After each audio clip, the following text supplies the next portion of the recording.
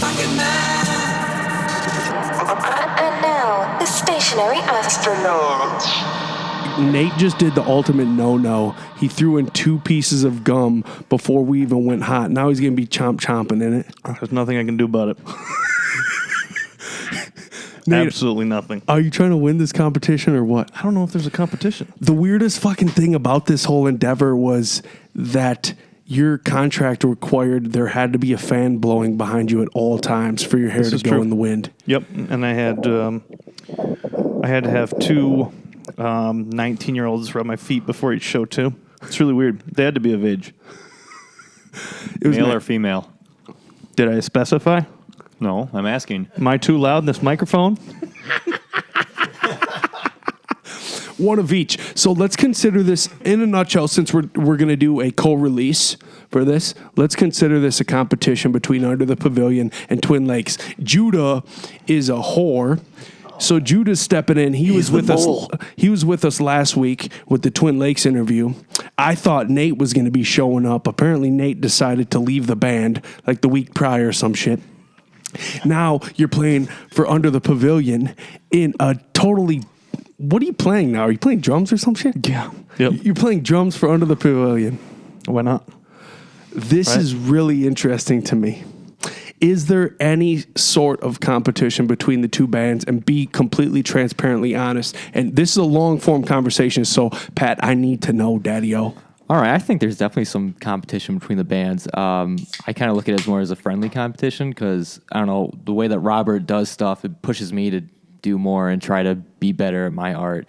And it's really exciting to see somebody like Robert in town going for it so hard because that makes you want to do it as well. So there's definitely competition. I don't know if it's like, you know, if we're trying to go after each other's neck. I mean, maybe Robert's going after ours. I don't know. But we're definitely not doing anything to like make them upset or anything, but we're just, you know, the way to win is just to be the best. Oh yeah, Alex. Yeah, let's talk about the drummer. Do you know anything about Alex Ortberg? I know Heat Rises. I know he's a very interesting cat. I know that he could basically there's this show on, was it the Fox channel back in the day when we were little kids? It would always play at like 3:30. Pinky and the Brain. Back in the day. WB23. Yeah, WB23. And yeah, he definitely reminds me of The Brain. Yeah, same thing we do every night, Pinky. Pinky and the Brain. Pinky and the Brain. So what is your vibe? Do you know where he went to school? Yeah, he went to Berkeley. Yeah, do you know what Berkeley he went to? He went to the one overseas. Actually. Or South America? Or yeah. Actually, newsflash here. Alex Ortberg told us he went to Berkeley, California. And got a degree in, what was it? Astrophysics. Wasn't that? No, I think it was gender studies. Gender studies. So hold on a sec. He came in wearing a Berkeley shirt, but it had 2 E's instead of the Y at the end, which is the Berkeley, California one. Mm-hmm. He was talking about Berkeley, and then so it's a typo, because I decided to read his shirt, and then I was like, wait a minute, that is not Berkeley, California. So what are we talking about right now? Well, in every interview that we ever give with Alex, we always let people know on what real college he went to. Because he's like, oh, I'm super good at drums and stuff. I went to Berkeley over in Spain, but we all know where he went. Oh, so y'all bullshitting right now. Okay, because I wasn't sure. I was like, is this motherfucker lying to me? Who's lying to me right now? Someone's lying to me. Well, that's another thing Alex Ortberg does all the time is he just lies and lies and lies. Just a serial liar. Yeah, that's all. Just a serial I don't even think liar. Alex is his name. Probably isn't. Because I think he stole from him. Yeah, this motherfucker likes to say his name's Judah or some shit. Yeah. I don't even know. I really feel like, Judah, are you pimping yourself out? Like, who is your mistress? Who's your call lady? Is it your mother? I get the feeling we might be calling Mama Judah. Yeah, I have a stage mom who pushes me pretty hard to just, perform all the time. Everything has to be perfect, or, I just sit in the corner. I don't get to eat dinner. You get Cambo sticks to the back and stuff? Yeah. Get my feet caned. Really? If I'm flat on a note, yeah. Non-19-year-olds? They're like 50-year-old Asian ladies. It's my 50-year-old mother. She takes the cane to my feet, Get that microphone in your goddamn mouth. I'm not telling you that again. Whoa. Ease up, dude. That thing's big and black. Ease up, dude. I already had one thing stuck down my throat this morning, so... Yeah, can you elaborate? No, don't.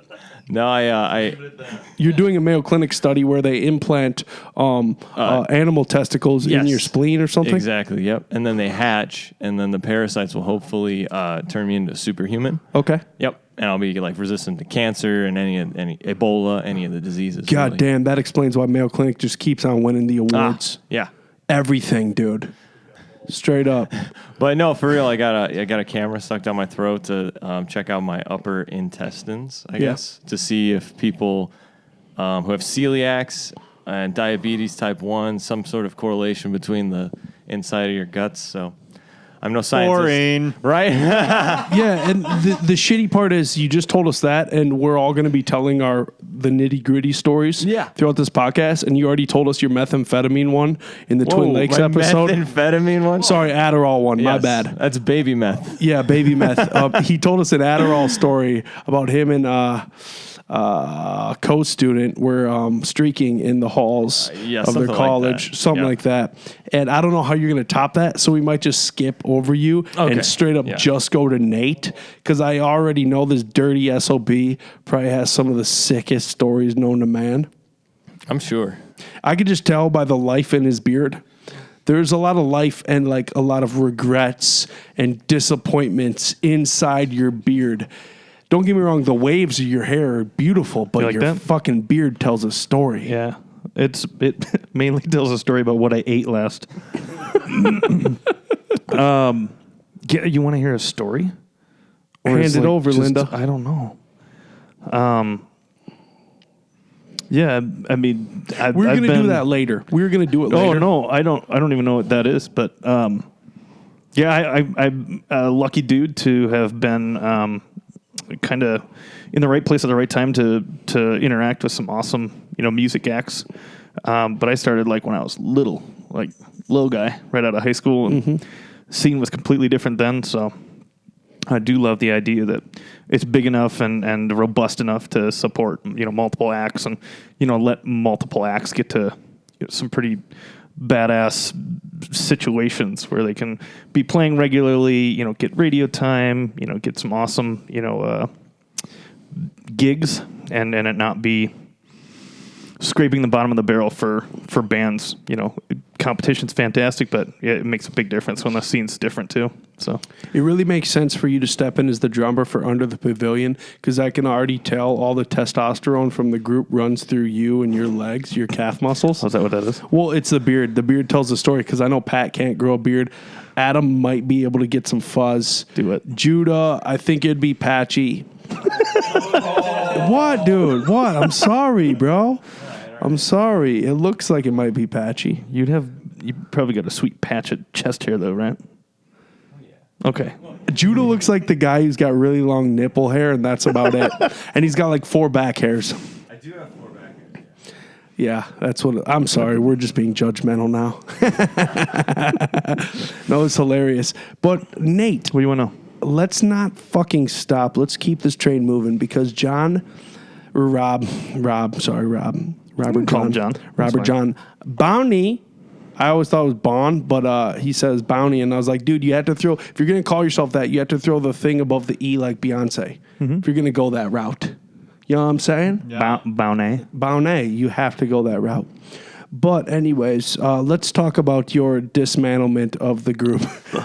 What caused? That was it. There's no point in laughing if it's true. Well, I mean, because like Rob didn't give me the best description, and obviously you're going to backlog and you're going to listen to that episode, but it was more so kind of him I got the sense of him beating around the bush of kind of what really happened, because it came off as like 2 heads that were in a nutshell clashing and had to go separate ways.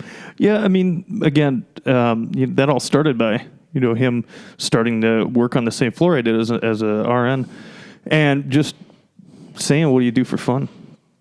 And just kind of built from there with a ton of the raw talent that he had and resourcefulness that I had as far as putting together a group that could stand the test of time. And when you're super passionate about stuff, it's pretty easy to clash. But the bottom line with how that progressed was, we had different opinions, and in comparison to how adults can communicate and compromise, that didn't take place as much. And I remember there one specific time in Twin Lakes where I said, I'm doing this for fun, and I got sideways eyes from both Alex and Robert, like, oh, you're kidding, right? You're not doing this for fun. This is hard work. I don't look at it like that. I don't. Music has been a part of my life since the word go. So for me, whenever I've got the opportunity to be creative in a musical perspective, it's not work. It has to be fun, because otherwise, I just think there's burnout. And so when it seemed fairly obvious that the fun part wasn't the priority, it made it difficult. It made it difficult for me to want to keep working, keep putting in a lot of effort. So I think any relationship, you're not always going to see eye to eye, and because the passion's there and fairly consistent, emotions get involved. And I think it was just a matter of saying, I'm 34 years old. I know what I want to do with my life. I feel like I've got something to say, and I don't know if this is necessarily the right venue, or the right avenue to continue with that expression. So I don't think it was like super personal, besides towards anybody, but I knew exactly what I wanted to do, and I wasn't able to continue with that attitude in Twin Lakes. So there's no doubt in my mind, I wish them the best of luck. And I think for the most part, even the really shitty parts and how terrible people they are, I don't have to deal with it anymore. Alex does. So Alex, Judah, I suppose in this band we can call you Alex. You can call me whatever you want. No, you dirty savage. There's only one Alex in this group. Yeah. There's two. There is now. There's a hierarchy in the other group. And you don't fall high up because you stepped in for the bearded bandit. No, yeah, I'm pretty new to both groups, so. Dude, you want to know what's weird? When my sister saw this goofball, Nate, for the first time, I don't like to say this about my sister, but she creamed in her pants. Yeah, she had the hots for you right from the jump, Nate. Whoa. She's like, my sister's like, I need to take him home. Dunna. She sounds like she'd be a pretty good lead singer with what you said she just sang. That was me singing on her behalf. She's a smoker. She has 3 kids. So, fun fact, I remember her in specific detail. She was very nice. She is super nice. And she gets reckless after looking. 4 drinks, though. Oh, she gets reckless. She's a beautiful girl. That's about all I can say. Being married, and I can say that she's very beautiful, and she was good company in front of a lot of people, and I was never outside of anyone's eyesight with her. Promise. Yeah, you weren't. It was a good time. No. No, she was a good person. We can't say her name because she's high up at Mayo Clinic, so we have to leave it there. She's a Sounds reckless. Good. She's Bethany a was a lot of fun. Yeah, Thanks. Bethany was so much fun. My sister Bethany McGoggleflynn, she is a great person. See, and I would have taken her name too. She means well. McGoggleflynn. McGoggleflynn. How do you not take that name? Nathaniel Brian McGoggleflynn. Okay, so back to Judah. And his skater boy hair from the 90s. Judah, okay, so the thing is, it's very tough for me to sit here and ask you these cliche-ass questions because I already know you worked in theater and you went down south and you were converted into Mormonism and you worshipped freaking John Travolta and you actually ended up on one of his jets giving back massages. Yes. You were that guy. So we'll skip past all of that. That's old news. That's old news. And then we'll get to the point where you started roofing with the Hutterites. And then that was kind of like a midway bridge between playing for Rochester bands. Good times. So here you are now. Yeah. Playing second fiddle in 2 bands, which is great. Yeah. No, because I was not expecting him to not be there last week, and I was not expecting your ass to be here today. This week. So, I'm getting double surprised by the same motherfucking guy. Well, I like to think that I'm the Suge Knight of this Under the Pavilion Twin Lakes beef. You brought us Tupac and Dr. J. so- What can we say, baby? No, I just right place, right time. I guess I literally got approached by Under the Pavilion and Twin Lakes I'd say within a month of each other.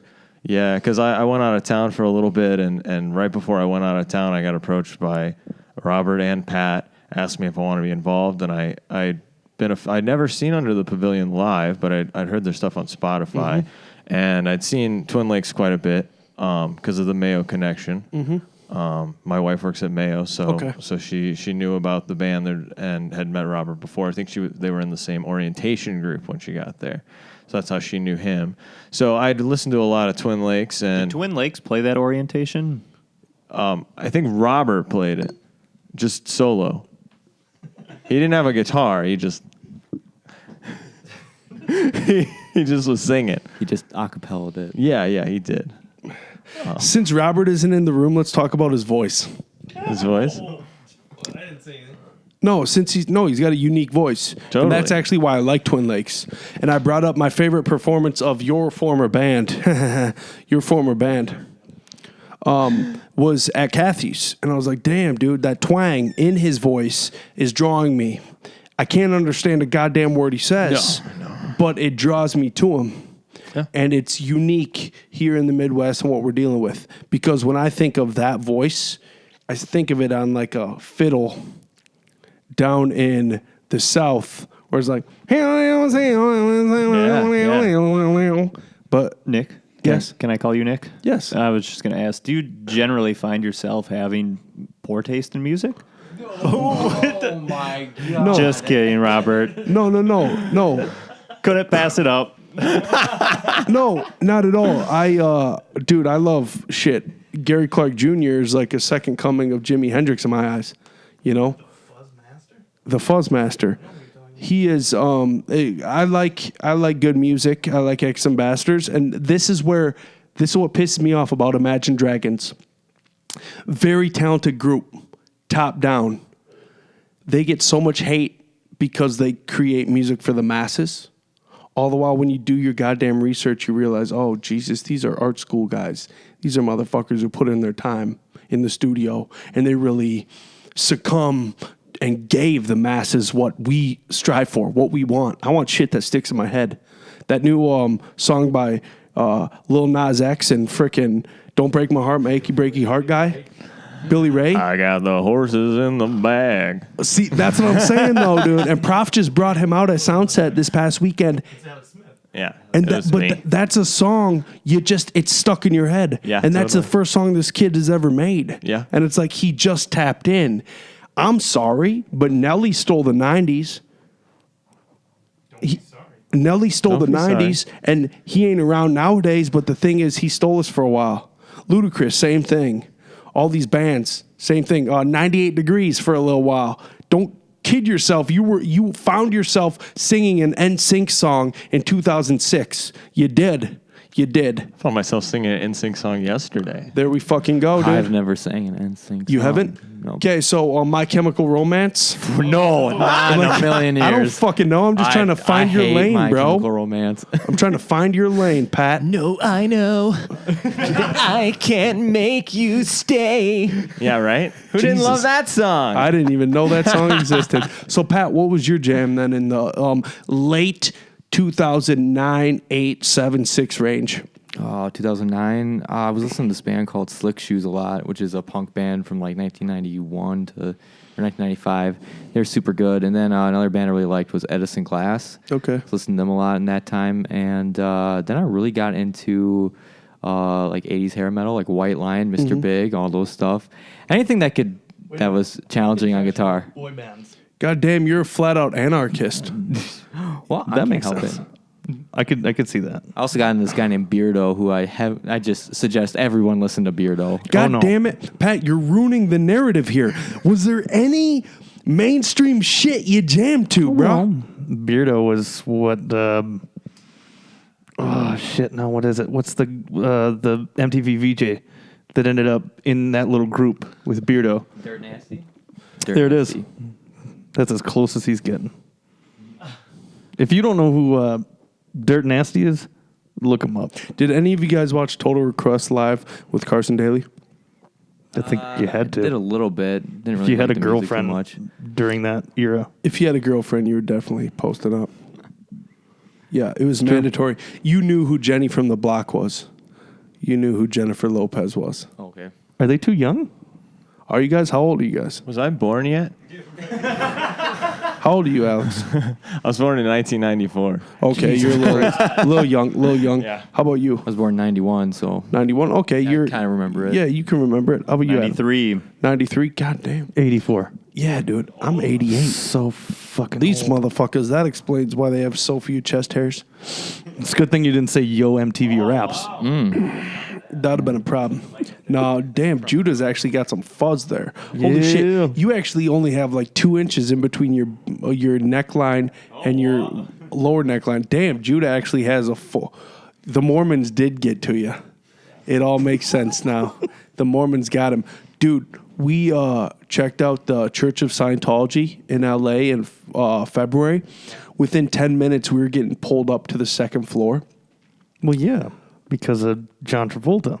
Dude, Tom Cruise. It was fucked up. You could like feel Tom Cruise's energy from one of the houses behind the church in West LA, just summoning you up, fucking pulling you up to the second floor. Mind you, we just had to go to the bathroom. There was there was a cleaning crew in the main floor bathroom. So within 10 minutes, we're getting pulled up to the second floor, and that's like their offices where all their freaking audits are being done. Did they check your body thetan levels? People are grabbing poles. Yeah, actually, they did that on the first floor. We grabbed these rods. We grabbed. Is these that what they told you they were measuring? They were like measuring they were like auditing our energy in regards to whether we're lying to them or not. So they would ask you a question and you would hit them with it. And if it would jump, they'd go deeper into the question because they bank on you being honest. So then they go deeper into the question and then they like hammer home until the energy just stays at zero.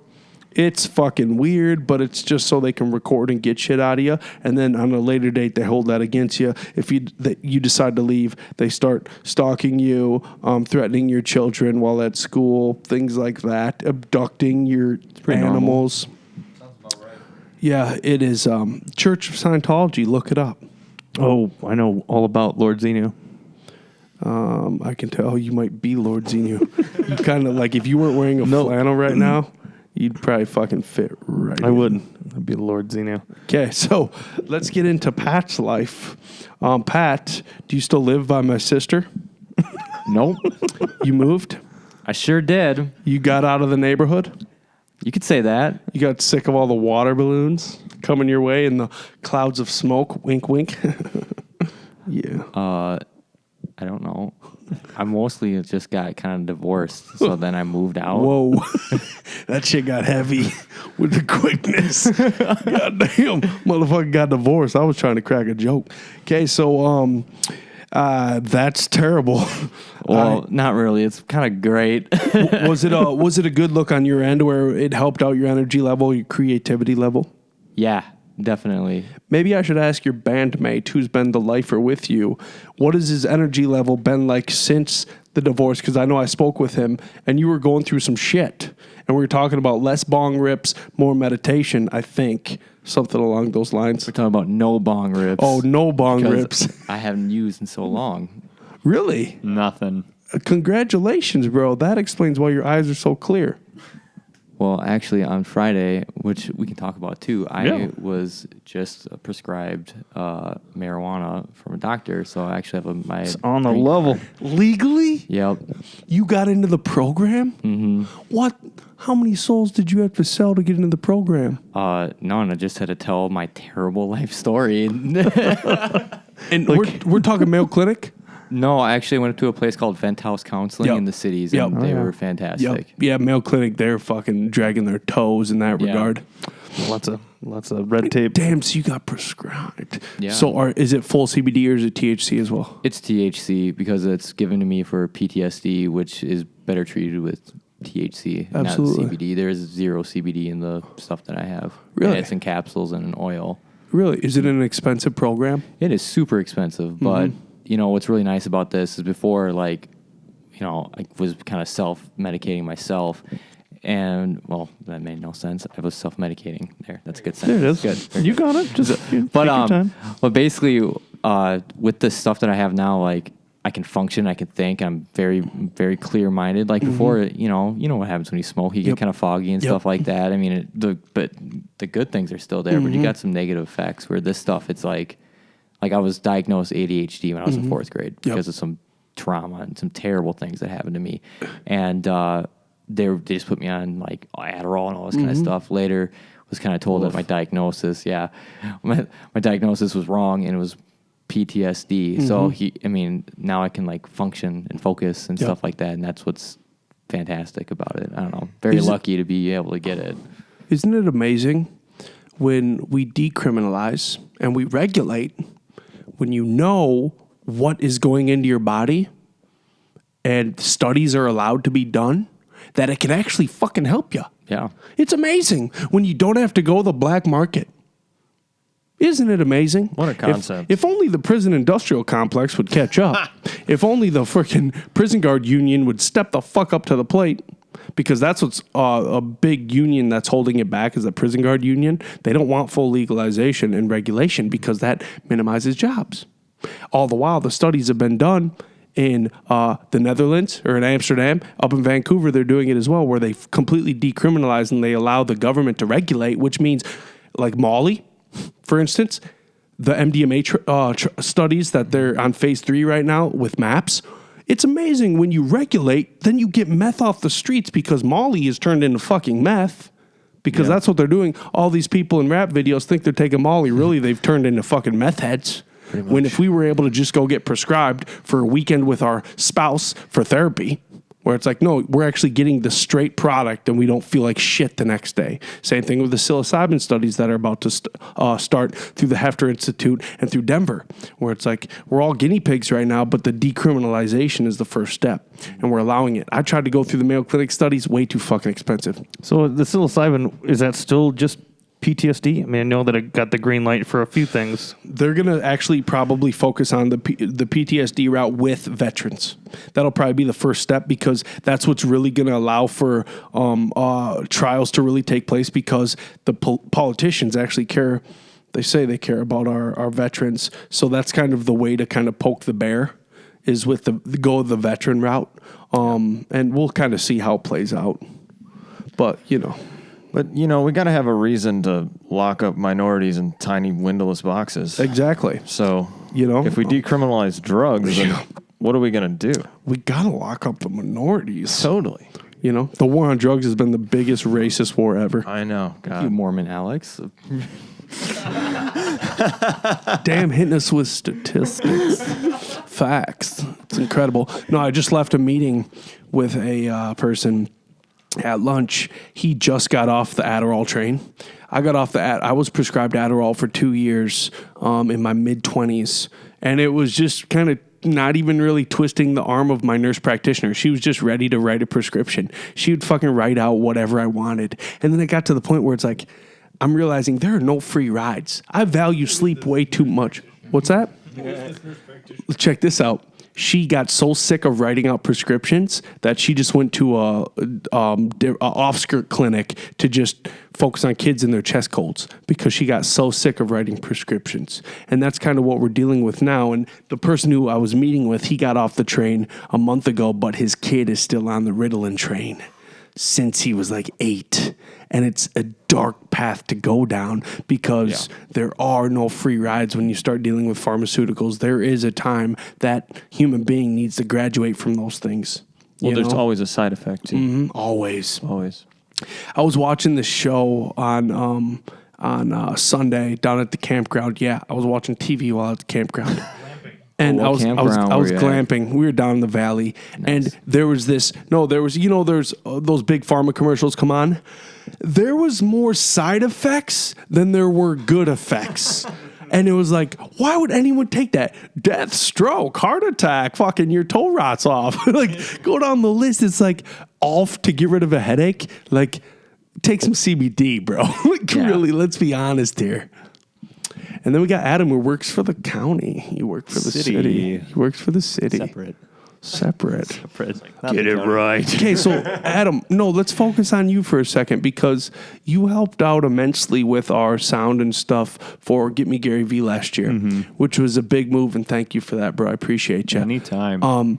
But it was very interesting knowing the whole time while I'm booking shit with you guys, I know all of you because, like, my light guy, or Craig, my video guy, he's like getting his resume ready because he's not sure if he's going to have a job tomorrow. And I just, I saw it from the inside out where it's like Brad Jones is cutting me a check to be a sponsor through Rochester Experience, all the while he's leaving. Rochester Experience is dismantling. Failed experiment. I think we all can say that. Yeah, Rochester, I don't know if you can say that, but I can fucking say that because I've seen it left and right. I still email with them. What is the Rochester Experience? Rochester Experience was supposed to be kind of like this bogus-ass booking agency that doesn't reach out. They just answer phones to be a middleman between the city, which is TR and Adam and all those guys, an office across the hall. They handle all basically the doing part of throwing events there. And then you have Rochester Experience, which is one big circle jerk where it's like they just pick up phones. One of many in this town, I would say. One of many in this town. But Rochester Experience is this... Son of a bitch looked right at me. Yeah. I mean, he knows I'm into circle jerks, but... What about soggy biscuits? Limp biscuits? Limp Biscuits. What? Yeah. Come on. I don't. Is this where I plug Rochester Posse? Okay. Well, I wouldn't plug them. I will them. I will plug comment. Rochester Posse as not being one of those. Yeah, there you go. The homies. My family, part of my family now. Yeah. Are they? Yeah. Yes. Yeah, I joined shit a couple months ago. Well, you already are a part of the Rochester Posse. Yes and no. I'm official. It's an unwritten collective. Oh, is it unwritten? Well, this one was written and then posted on social media. So Really? yeah. Dude, so that's awesome. Yeah, that was exciting. I like it. I was just at the Art Heads show on Friday. It was yeah, dude. a really cool time. thanks for supporting. and Maxie and another Naisha, I believe it's her name. Yeah. It was I heard really that cool. That was pretty intense. It was really. I just like it that Rosie and Tyler and Mike, he was nowhere to be found. And Leah. And Leah, of course. They're just kind of giving exposure to up and coming acts, which is people. really cool, dude. It's like a cheap door fee. It's fucking $7, dude. Art Heads Live is the shit, man. Go support it. Can't man. appreciate it enough. You know? Okay, so back to Rochester Experience and the failed experiment of what it is. Okay, so like we kind of have, with budget, we have a long-term plan with myself and Ben and Sonny and all of us to kind of come in and make sure that the Adams of the world stay employed and the TRs of the world stay employed. You probably haven't heard this yet. It hasn't been exposed yet. But we have this long-term plan that we're going to be, within the 9 months, we are going to be kind of letting it be known, exposing it, rolling in with our forces to see to it that these facilities stay in use, and they don't just stay in use, they stay filled up with cool shit that everyone wants to go to. And we're not talking like Rochester Posse stuff, Art Heads type stuff, or even Castle type stuff. We're talking big extravaganzas where it's like motherfuckers from LA and New York coming out here to give us the time of the day. But that's the art of the pitch game, which is where my stress comes from. Because I'm dealing with these fucking coastal agencies that say no all the time. That's all they fucking do is say no, no, no, no, no. Hence the reason the pitch game is so fucking important, because we value you guys and we want to make sure you guys stay busy, because I feel the Rochester Experience has been anything but. It hasn't been an experience. It's been a fucking Rochester pitfall in a nutshell. Oh, cool, another conference. Oh, cool, another church group's coming in. Granted, there's a church group coming in to pay for the sound in the presentation hall, which is cool. But that's with contracts, so the Civic Center abides with them, and then you guys get to use their sound while they pay for it and get to have fucking open rain, is how it was broken down for me. Cool, bro. That should have been done in the first place with the $84 million revamp. There should have been new sound put in the auditorium. There should have been new sound put in the presentation hall. New sound put up. New screens put up. Yeah, what the hell, Adam? Adam, get it No together. God damn, I feel like I'm just on a soapbox right now. Sorry, fellas. We were supposed to be talking about Under the Pavilion. Back to more Rochester issues. I hate Back to this Robert's place. voice, Robert's voice. What the which fuck? I love, Robert. You're Shout still out in to the your band, voice. dude. Jesus. I talk the most shit. I have No, to. do you guys have any like burning desires for the city that is like non-DMC or Mayo Clinic related where you just want to see happen or you feel we're being shortchanged? Water park. Say it again. Water park. How is there not one in Rochester? That's what I want to see. I want to see. There's a burning passion that I'd like to see. Did I say it had to be outside? It could be inside.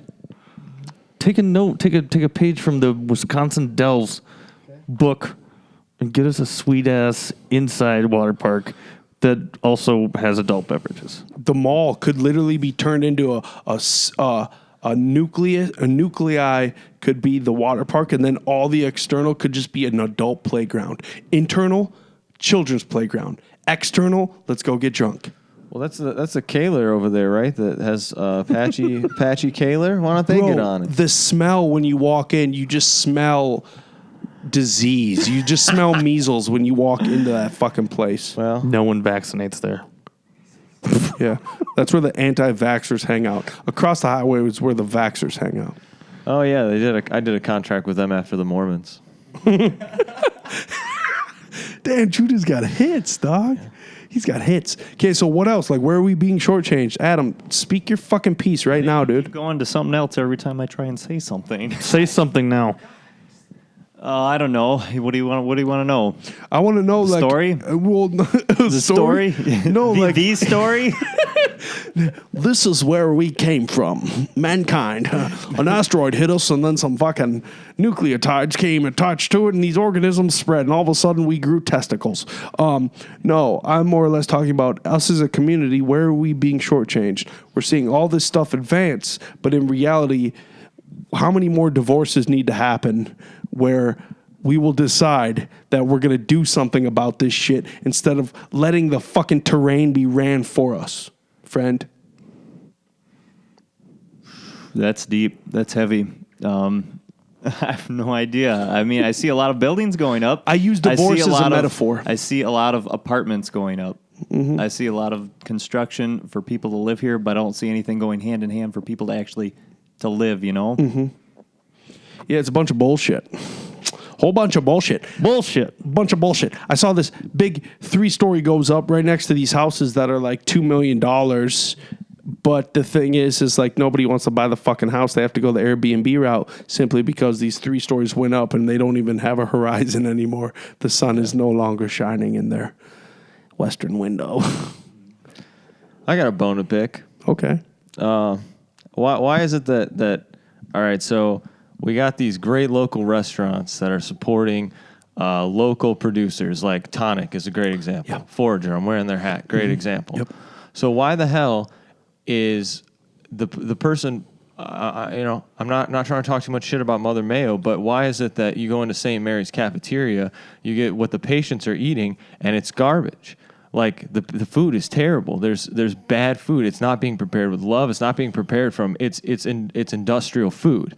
And why are we surrounded by all these wonderful producers of it's money. Yeah, but if we're really caring and trying to build this community, I mean, what nourishes the community? The food they eat. Mm-hmm. And if we industrialize our food like that, not only I feel are we shortchanging the people who come to our city to be treated, we're also shortchanging the farmers and the producers locally that are putting their heart and soul into these great products that are worth the time and effort to go out of your way to find them.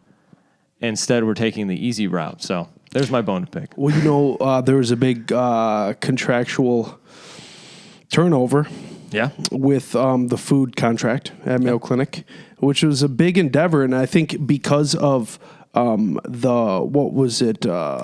big company that came in and all the Mayo Clinic employees were ready to jump off a bridge because of the transition that happened. Epic? Epic. Yep. The Epic program. Your guys is it your filing system or your It's just the operating system. your that they operating log system, everything, right? which was huge. That was so many. That trickled down too. I remember talking to Joe Powers. He's like, Nick, I'd love to have a meeting, but I can't fucking do it because they have Mayo Clinic contracts and they had to train their employees in the Epic programming as well. So it's like everyone was stressed out.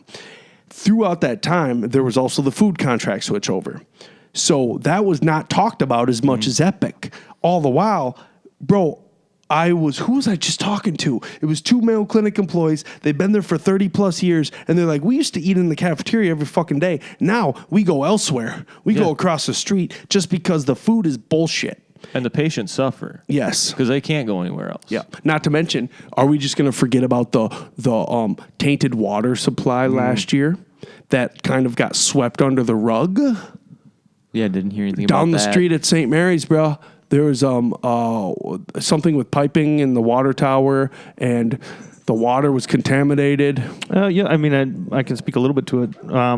If I remember correctly, there was, I mean, my experience with it was we would get this through, you just kind of see it come through the lines, and there was a different color to it, and for the most part, obviously an astute individual at Mayo, any employees, we were immediately like, what's going on? What's going on? From what it sounds like, there was I had to do a lot with some rust.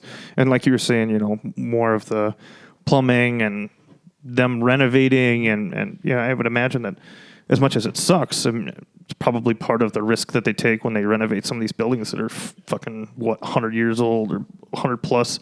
So whenever they're doing, maybe it's not 100, maybe it's 300 years old. Some of these buildings that are 300 years old, they're renovating them. And all the dinosaur bones, I mean, you're bound to have some issues. And that's kind of, that is something that's inescapable. It's inescapable. These houses that we have 2 blocks up from the clinic, the city's obligations stop at the boulevard. So if we have certain piping, bro, it's on us. And how many people are really going to fork over $40,000 for their fucking renovation of their piping? It ain't really going to happen. And the kids suffer. Just like the patients suffer with the food, the kids suffer. And then the patients were suffering. I don't know what caused them to come out with a public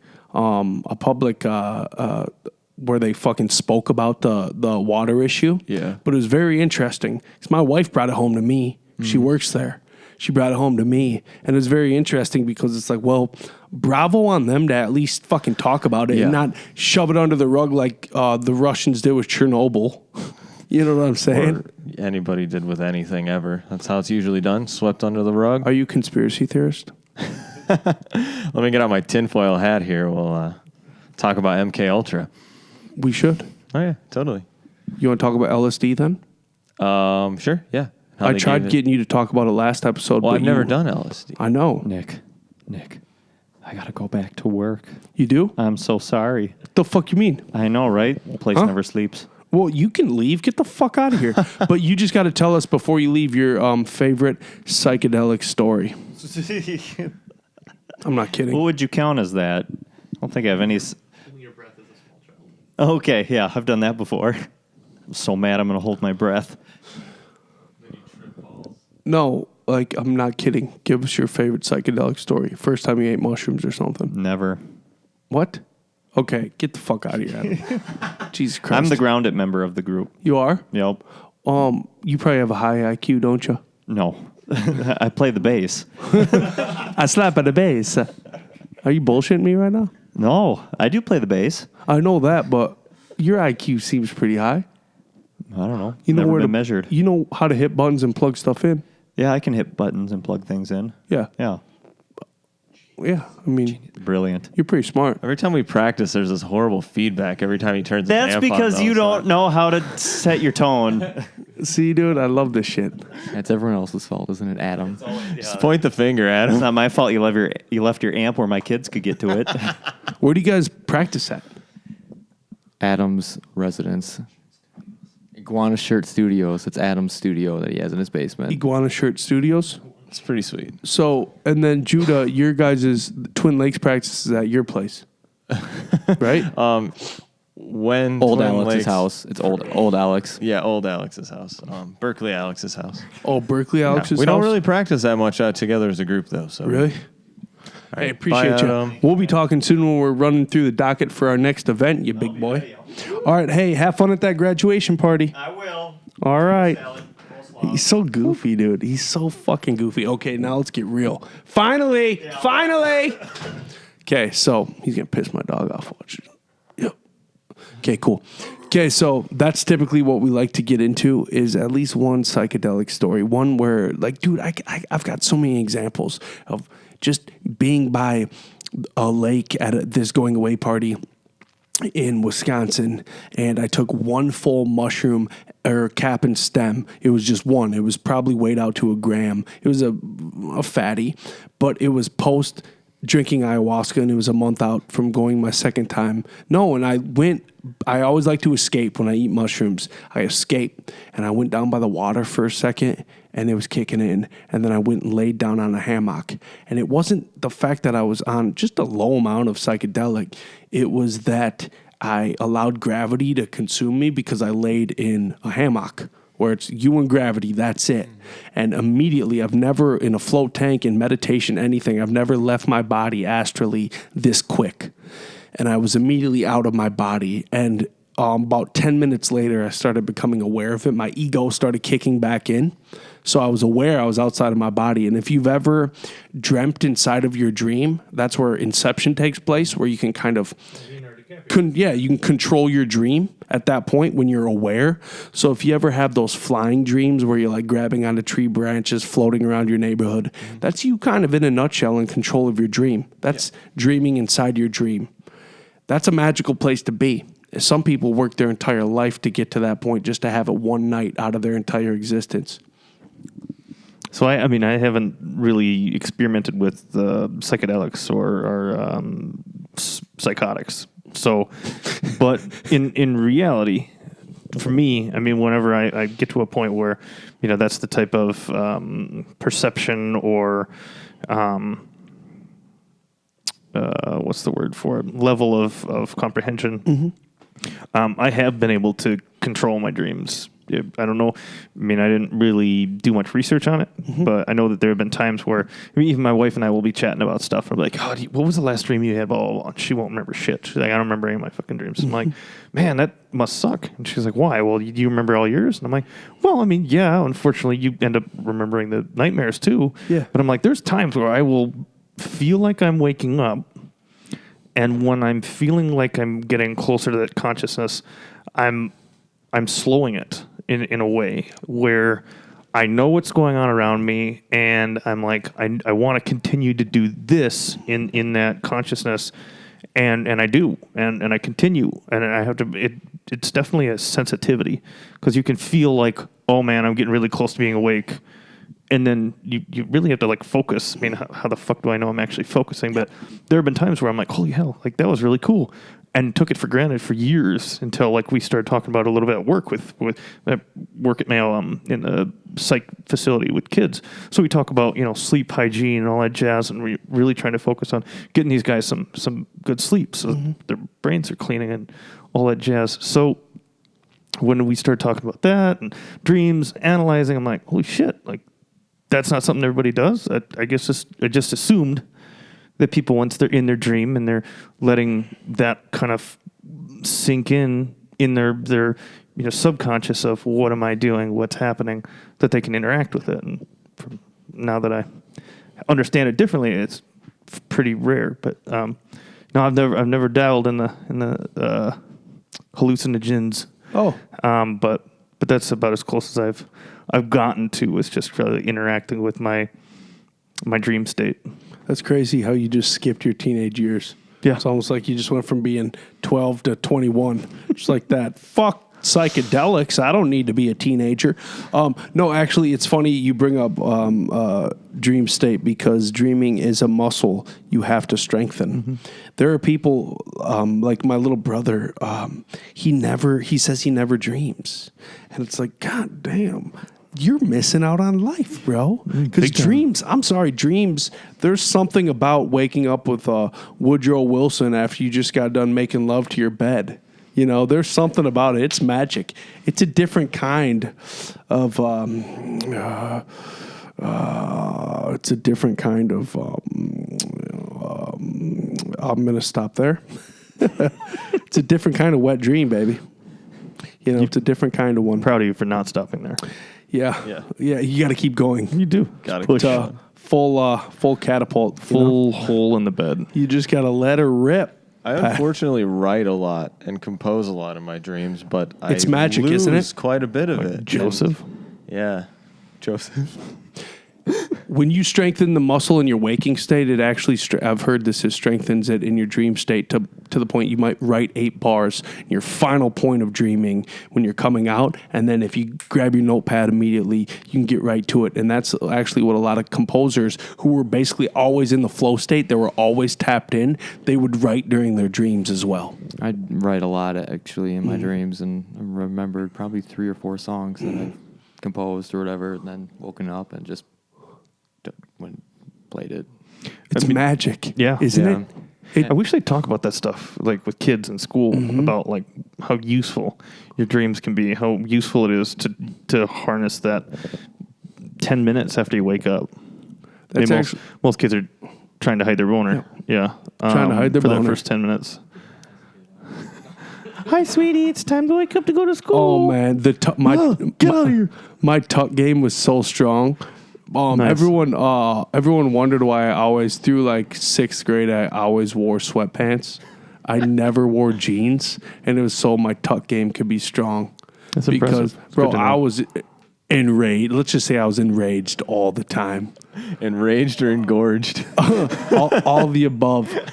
But the thing is like, as a young developing male, there's nothing I could fucking do. No. I had a crush on every other one of my teachers who taught me multiplication and cursive. Let's talk about that, Nick. Well, What did they represent for you? they were typically blondes. Actually, what did they represent? This is funny. Let's go deep in this. They probably represented, because psychopaths and serial killers always like find this. They have this weird infatuation with their mother. Generally, yeah. Where did you hide the bodies? Well, we had acreage.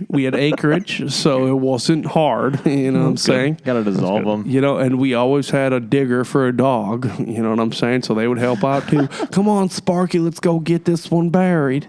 That's my dog's name. Sparky? My mom's dog. Really? That really came full circle. Damn, full circle. Your mom and your dog. Nice. No, but Represented your mom. So, they might have, but the thing is it was always weird because they would just roll in and I'd have a crush on these teachers, and it would always be an unwritten crush. And then what I started doing is I would graduate from the teachers, and as a 5th, 6th grader, I would have a crush on like the 8th grade girls. Yes. You know what I'm saying? 8th grade girls. So I would infiltrate, and I would go play sports with the 8th grade boys.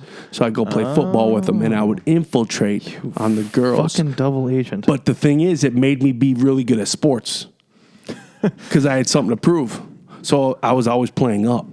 And it was, you can call it an ego thing, but at the same time, it was really to get the girls. That's really what it was. Makes the world go round. It really does. Like, we were talking about this, like, why do you want to be good at a guitar? Bitch, you know why you want to be good at a guitar, so you can attract the opposite sex. So other guys will come up and say, what kind of rig you running? That's what everybody wants to be good at guitar, right? Oh, God, yeah. Gear nerds. Yeah. I love when the gear nerds come and talk to me. That's my favorite part of the night. I can't even take you serious right now, Pat. It's real. There is a thing amongst musicians about gear and gear envy and gear acquisition syndrome. Gas. Keeping up with the Joneses. Yep. Where it's like you kind of want to move up the totem pole in the gear department. It's true. Well, dude, Graduate. It's like you got to walk in and slap your gear on the table to show everybody how big it is, to be like, I'm a good musician because I have all this gear. As you throw your keys at the bellboy to park your F-350, A 150, F-150 I have. What are you working with, Pat? 150, 250, or 350? Maybe a Dodge Dakota? 150 rear wheel drive. Nice. Damn, so quick. So quick. No, but kind of back to dreaming and the importance of kind of implementing the conversation in schools. I really think the talk is going to change, Nate, in regards to what we're talking, like finance, talking with kids in high school about finance, taking out loans, home mortgages, car loans, school loans, things like that. Accounting as a whole, because I remember I took financial and managerial accounting in college, and it was almost like too little too late. I was already a taxpayer when I got my first job when I was 13. You know what I'm saying? Mm-hmm. So it's like I should have been learning about this the whole time. Kind of like spirituality in school, meditation in kindergarten, first grade. We should be having these kids implement that, writing down, journaling their dreams early on. And it's going to help them long run, especially when they take on creative endeavors like playing in a band. Yeah, more 13-year-olds should be playing in bands. Yeah. Instead of the Fortnites. Yeah. I'm a big proponent for getting like religion back in school and not just Christianity, like all religion. Like a religious faith. Just have a Exploration class where you teach about the different religions of the world, because I feel like that is the best way to breed tolerance, because it teaches kids from a young age that people can think different things and still exist on the same planet. Yeah. Hell yeah. Which I think I went to a private school, so I don't think any of the kids knew that. And it causes a lot of issues, I think, when you completely scrub out spirituality from school and leave it to just the home, because most people, I don't think, get it at home. Did it implement kind of like this us versus them mentality? Oh, yeah, totally. Yeah. I mean, oh, God. Yeah, Christian school. Yeah, absolutely. I mean, I grew up in a small town, and to be honest, I feel like I was brainwashed for a good, 24, 23 years of my life. Really? It wasn't until I was about 25 where I started, was like, okay, some things don't add up. And I just started realizing that things were a lot more gray in the world than, black and white. It becomes an echo chamber. Yeah, exactly. I mean, it's this confirmation bias inside a household that doesn't leave a ton of room sometimes to understand the world from multiple perspectives.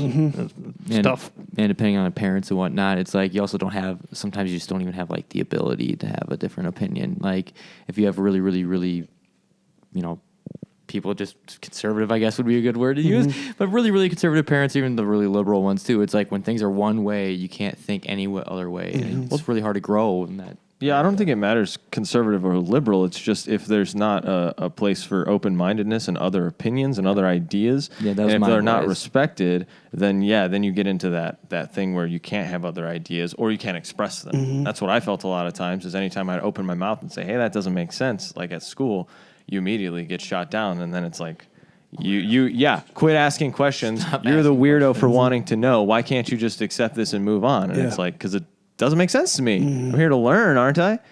Ask questions. Yep. That's where, growing up in a small town as well of 800 people, it was Jesus was the end all be all. It couldn't be a talking point. It was just, this is that. This is what it is. Yeah. Don't talk about it. We go to church, we get our bread, we drink our wine, and then we gossip over coffee. And we talk shit about the Lutherans and the Methodists across town. Make sure you fill those offering bowls as well. Yep, you got to fill them up. $2, $5, $10. God needs your money. God says to give. Now here's our offering bowl. I need another jet. Please, Jesus needs me to get a G5. I've had a G4. I got to fly across the planet to meet with the Pope's assistant. My wealth is just Jesus blessing me. That's a really good Joel Osteen impression. Yeah.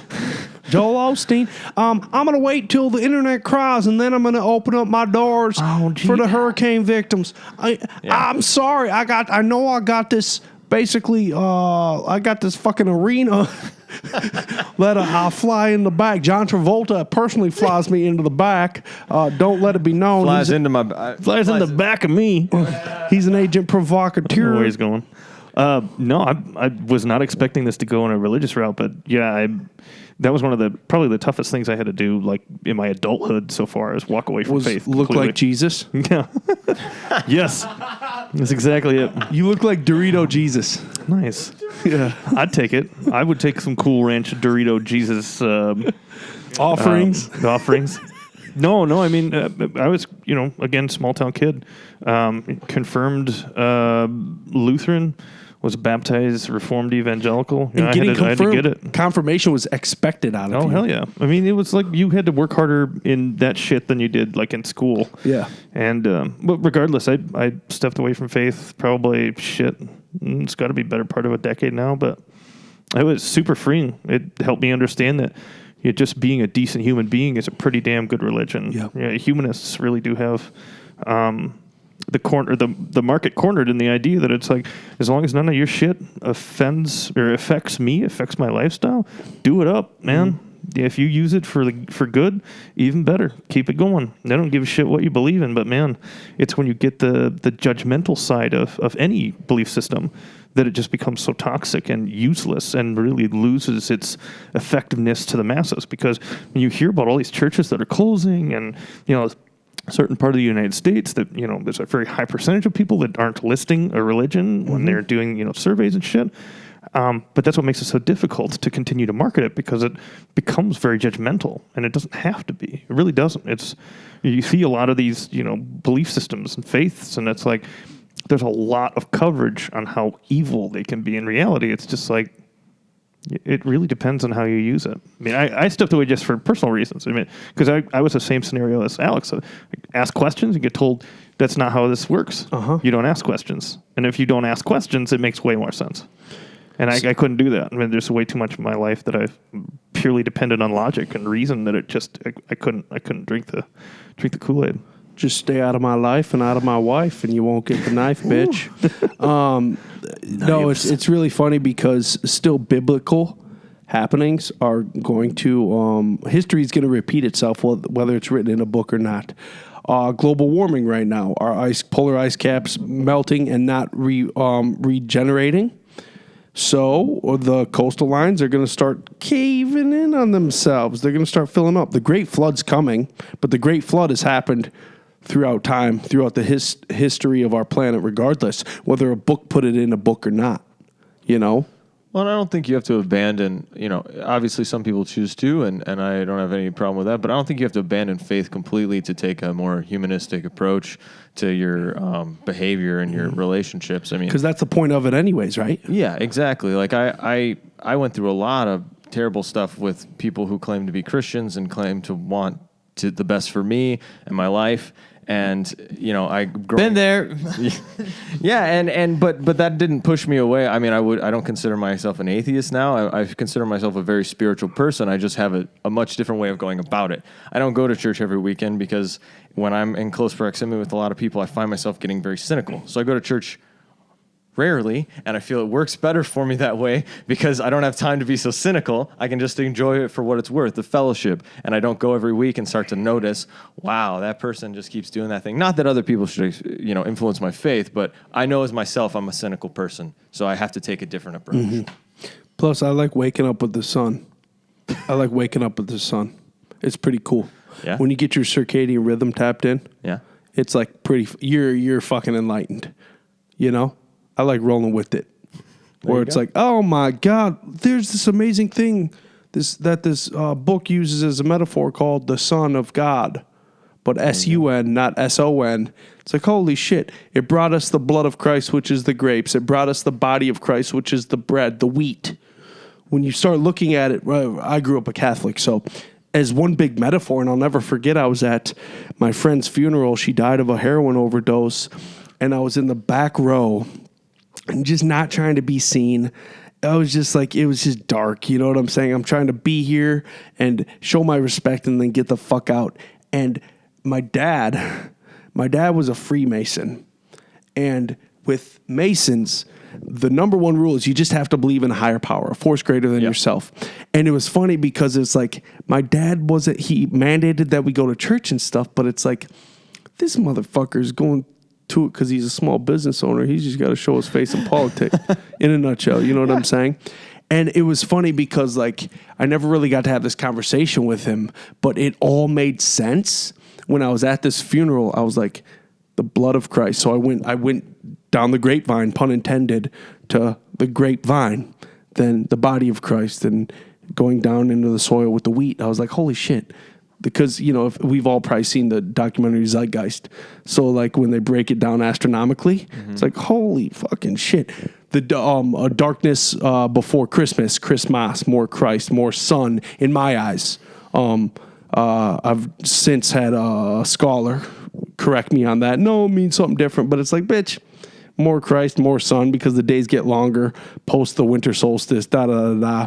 And it just all made sense. The three kings, the belt of Orion is completely, it's all aligned with the sunrise after the darkest day. When Christmas happens, the belt of Orion is pointed right at the horizon where the sun comes up, and then obviously it goes back around. But it made so much sense to me. And then I go to this funeral, and it's all like just playing itself out. And it's like, oh my gosh, they should teach us about the stars and the importance of how they play a role astrologically in our life on a daily basis. And when you deal with a person who is a master of the stars, and they break down, okay, you're an Aquarius and you're coming into the age of Aquarian. Things might happen in your life. It's okay. Take it all on the chin and roll through it. Same thing with Taurus. Same thing with Pisces. Everything happens for a reason. And the stars can tell the story of your life. And it might seem woo-woo, but at the same time, when you allow it to happen and be, it can actually guide your life along with your dreams. It can really play its role, and then people find their purpose earlier in life than later, where it's like we're all struggling, like where we're lost, leaving bands, joining bands, trying to fucking get in. Maybe the stars could have told Nate a long time ago, go with Under the Pavilion, because you're going to have way more 19-year-olds rubbing your feet. Yeah. You know what I'm saying? It all makes sense. Rider. Mm-hmm.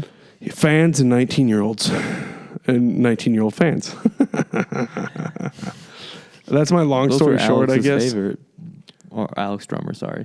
Yeah, hey, don't throw that shit at me. Cool. So, boys, we're past an hour. We're getting the beach ball right now. My shit's going low battery. Uh-oh. So before we lose this, what's coming up next for Under the Pavilion? Big show? We got a few shows coming up that we're really excited about, and I guess now would be... Yeah, we're playing Kathy's Saturday. We're playing Kathy's Saturday. It's our music video release show. Yeah, we're going to release this music video. You guys are bullshit. No, seriously. My Oh, wait, that was just Alex. My mother-in-law dressed up in this, like, gas mask and this, like, weird whip thing. I mean, she really likes Robert. She's really into Robert. So she's like, can I make a video with Robert? I'm like, I'm not in that band anymore, remember? Let me talk to my friend Alex Smith. But what's really coming up with us? So June 13th, we have Thursdays on First. We have a noon set. Okay. There. July 13th, we're playing at May Slacks up in the cities. That'll be You're welcome. That'll be a nice gig. Okay. And then after that, it's going to start picking up. We have a show in Milwaukee that we're going to be playing in. We actually just got confirmed to be playing at 7th Street Entry as well. Beautiful. August 11th. Let's go. So I'm pretty pumped about that. But we have a bunch more things that And then we're we've got kind of a working Castle out. show in the mix as well. Perfect. Another one of those cool. I'm excited. You And guys, we're recording an album too, and we're going to be getting out some new stuff. new drummer. You got a Dorito Jesus playing drums. So with that being said, you guys, I appreciate it. This episode is going to be out Friday morning at 5 a.m. We'll go 5 a.m. Perfect. Cool. So let's see who can get more downloads by next Friday. All right? Let's do it. Sounds good. Appreciate you. Thanks for your time, man. Thank you. Appreciate it.